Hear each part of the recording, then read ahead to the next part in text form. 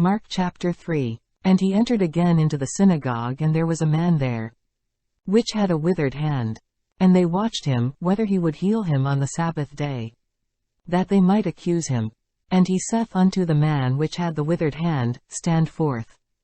And he saith unto them, Is it lawful to do good on the Sabbath days, or to do evil, to save life, or to kill? But they held their peace.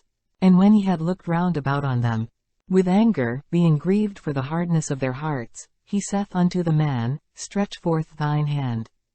And he stretched it out, and his hand was restored whole as the other. And the Pharisees went forth, and straightway took counsel with the Herodians against him, how they might destroy him.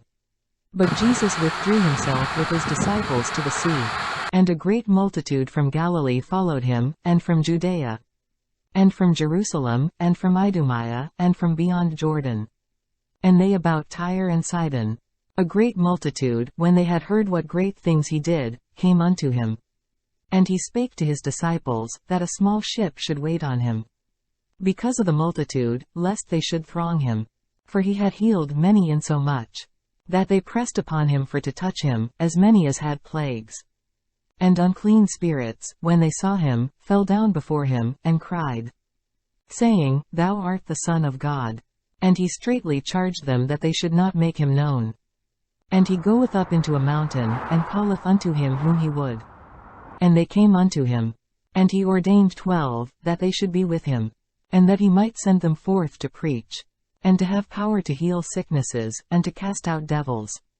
And Simon he surnamed Peter, and James the son of Zebedee, and John the brother of James, and he surnamed them Boanerges, which is, the sons of thunder, and Andrew, and Philip, and Bartholomew, and Matthew, and Thomas, and James, the son of Alphaeus, and Thaddeus, and Simon the Canaanite, and Judas Iscariot, which also betrayed him. And they went into an house.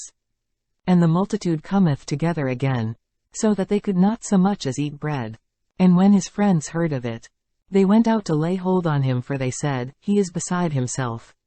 And the scribes which came down from Jerusalem said, He hath Beelzebub, and by the prince of the devils casteth he out devils.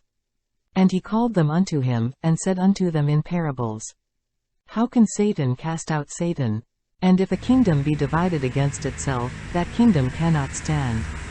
And if a house be divided against itself, that house cannot stand.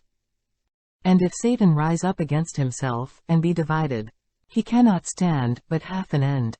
No man can enter into a strong man's house, and spoil his goods, except he will first bind the strong man, and then he will spoil his house. Verily I say unto you, all sins shall be forgiven unto the sons of men, and blasphemies wherewith soever they shall blaspheme. But he that shall blaspheme against the Holy Ghost hath never forgiveness, but is in danger of eternal damnation, because they said, He hath an unclean spirit. There came then his brethren, and his mother, and, standing without, sent unto him, calling him. And the multitude sat about him. And they said unto him, Behold, thy mother and thy brethren without seek for thee. And he answered them, saying, Who is my mother, or my brethren? And he looked round about on them, which sat about him, and said, Behold my mother and my brethren. For whosoever shall do the will of God, the same is my brother, and my sister, and mother.